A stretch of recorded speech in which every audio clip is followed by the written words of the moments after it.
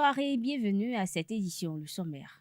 Le Bénin met fin à la délivrance des cartes d'identité non biométriques. C'est l'une des décisions prises en Conseil des ministres ce mercredi 6 juillet 2022. Le personnel civil et militaire de l'Assemblée nationale a été sensibilisé le lundi 4 juillet sur le sceau et les armoiries du Bénin. C'est en vue d'éveiller le sens civique et patriotique des fonctionnaires parlementaires ainsi que du personnel militaire. À l'occasion de la célébration de l'indépendance au Bénin, cette année, il est prévu un défilé militaire. L'annonce a été faite par le porte-parole du gouvernement, Wilfried Léon-Bouredi.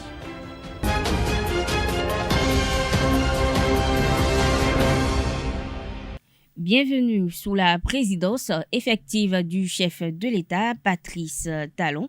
D'importantes décisions ont été prises en Conseil des ministres ce mercredi 6 juillet 2022. Au titre des mesures normatives, il y a entre autres la réglementation portant mise en œuvre de la maîtrise de l'énergie électrique, cessation de l'établissement de cartes nationales d'identité non biométrique. En communication, il a été décidé l'installation de nouveaux systèmes intégrés de gestion des opérations douanières au Bénin et de maintenance évolutive du guichet unique de commerce extérieur. Approbation du plan de travail annuel de l'Institut national de la femme. Au titre des mesures normatives, il y a eu des nominations à la présidence de la République, au ministère de l'Économie et des Finances, au ministère de l'Enseignement supérieur et de la Recherche scientifique.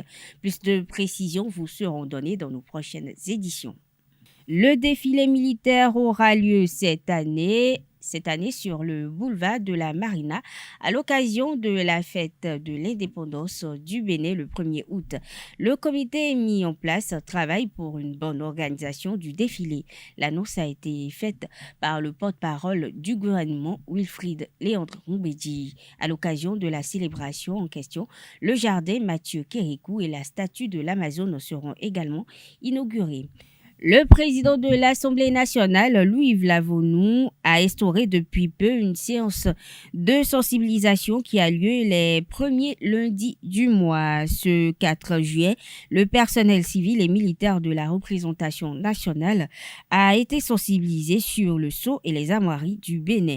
La communication a été présentée par le commandant compagnie escorte et sécurité de l'Assemblée nationale, le lieutenant Nofan Ange Locou.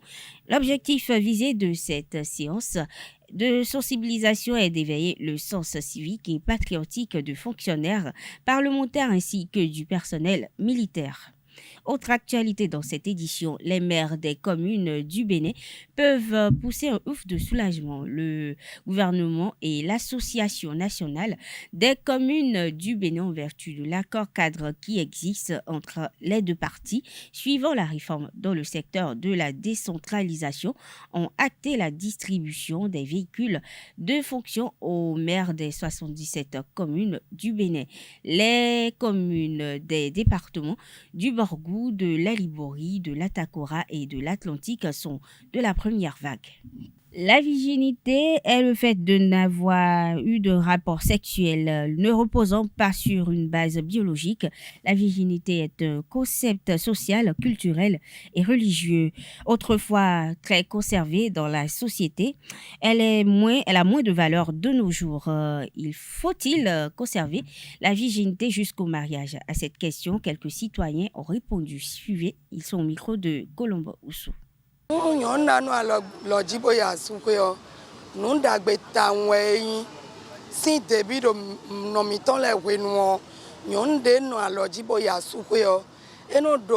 Si nous prenons la vie qu'avaient menée nos aïeux,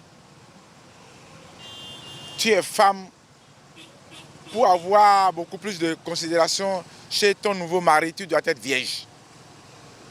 Autant de nos aïeux. Selon ce qu'on a appris de nos aïeux, de nos anciens parents, la virginité comptait tellement pour les deux familles, que ce soit de la famille du garçon ou de la famille de la femme. Mais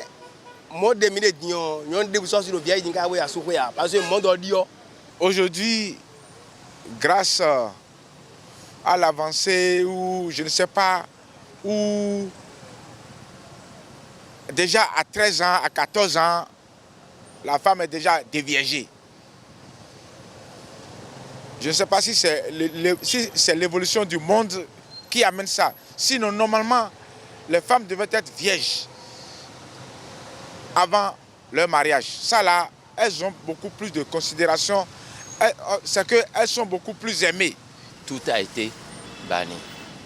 Même une femme qui garde sa virginité jusqu'au mariage, du côté du mari surtout, il y a des injures qui arrivent, soit tu n'es pas belle, tu n'es pas civilisée, tu n'es pas si, c'est pourquoi tu es resté jusqu'à ce niveau-là. Ouais.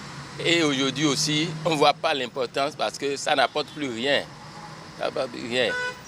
Quand tu gardes ta virginité jusqu'au mariage, il y a des dons qui viennent du côté de l'homme et aussi de tes propres parents. Nos filles aujourd'hui n'ont plus la patience. Elles n'ont plus la patience.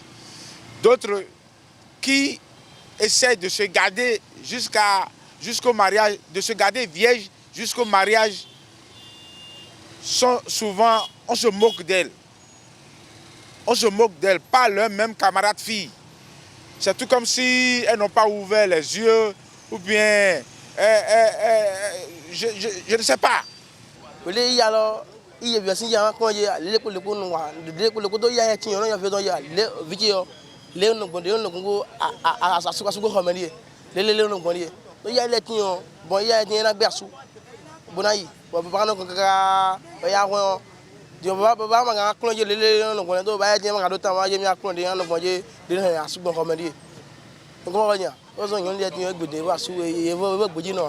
Beaucoup à 97-95%, non, elles sont déjà déviergées à 15 ans.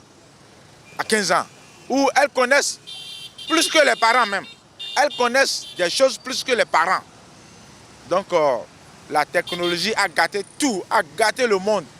Oh, certains parents ont déserté le front, mais surtout les bureaucrates.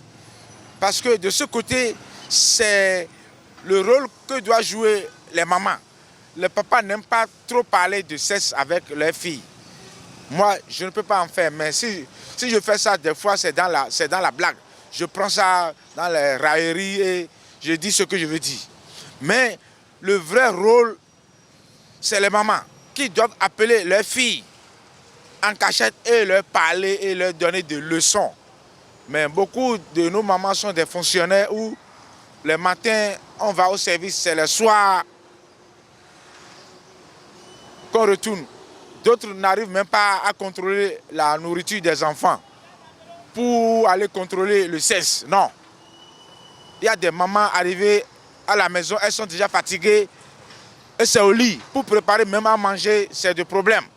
Non, si non, bona si do vio chiowe bona enabo klon kaka gbe eton le no don eido nu yana kame mende yana biowe indo vi mi ton le o nu esi no gbeji dide me ko le no gbonda yi boze ya supe o enu na gigo asuzi fami ono na gigo nyonu zi fami ba reon fito renwe kenda supe o ena ndo ko bom tina wa asuto ne sunano mo valet da koni mais egbetiyan pe o wa wulu mais yen bio vitoko vino polero eni klonu vide pobo chawele memu diele podo kropodo yeme be do gbeji ero yen gan bodo gbeji bodo 26 ans bodo gbeji kaka jedi mais ayide rondin trodi ntunu eko gozi ejia mais bodo gbeji bodo 26 ans.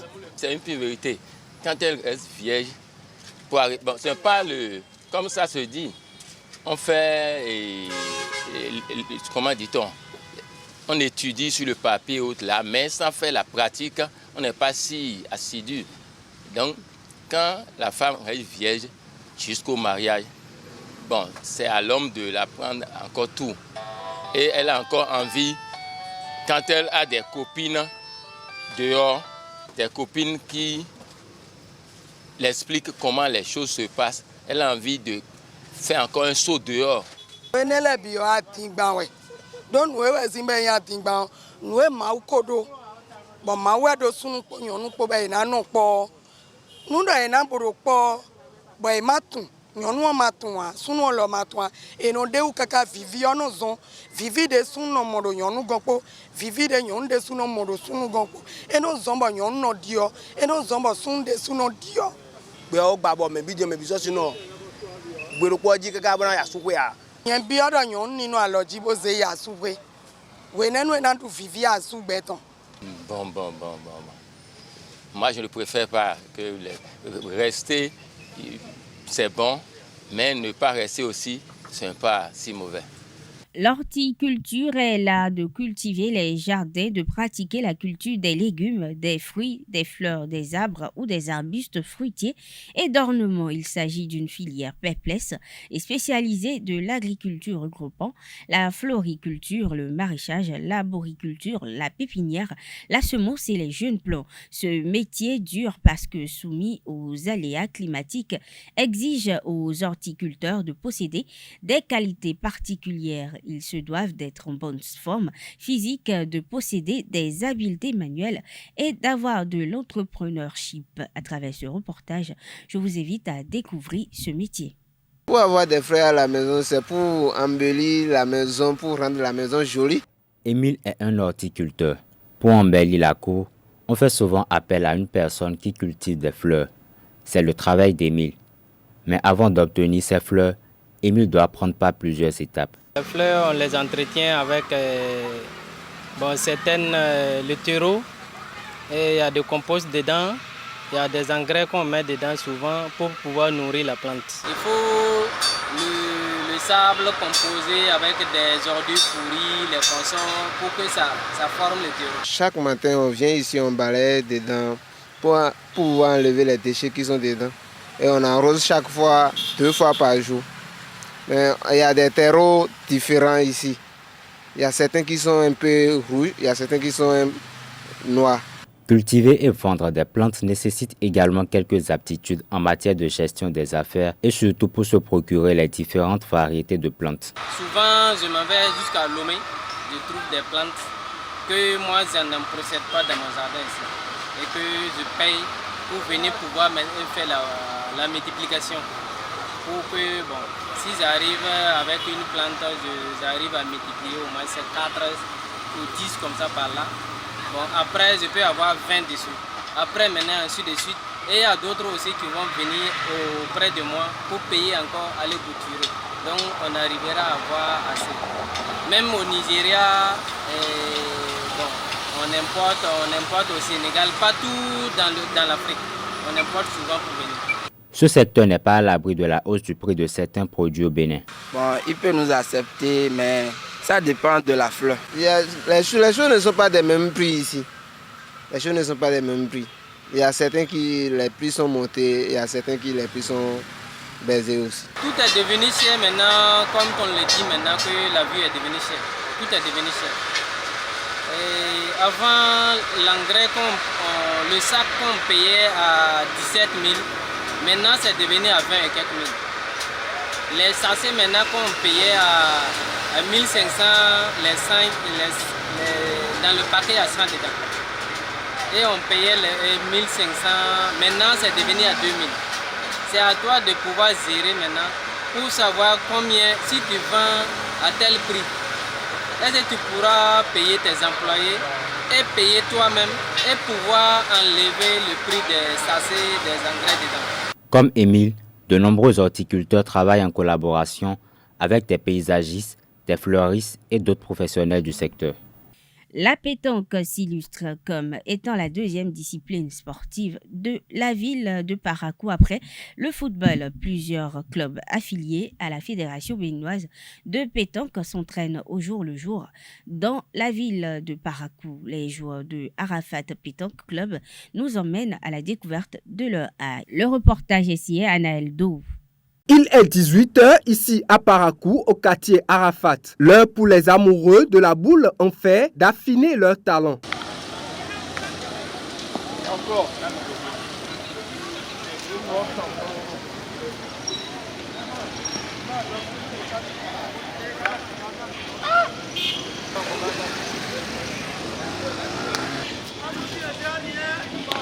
La pétanque, une discipline sportive dans laquelle le Bénin excelle, est un jeu de boules dérivé du jeu provençal. Sa pratique est bien particulière. Le jeu se fait en triplette, c'est-à-dire 3 personnes forment une équipe. Et par rapport à ça, on commence le jeu, c'est-à-dire c'est deux triplettes qui s'affrontent. 3 de l'autre côté, 3 de ce côté aussi, et on lance le jeu. C'est la boule la plus proche du but. Le nombre de boules qui est plus proche du but pour l'adversaire, c'est le nombre de boules là qu'on compte comme point. But, c'est-à-dire le petit rougeau que vous avez vu là. On appelle ça but ou bien le cochon. Ces amoureux de Arafat Pétanque Club peuvent s'y adonner parfois jusqu'à une heure tardive. À Parakou, c'est le prince héritier du sport après le sport roi, le football. Mesdames, Messieurs, nous sommes à la fin de cette édition. Merci de votre attention. Excellente soirée à toutes et à tous.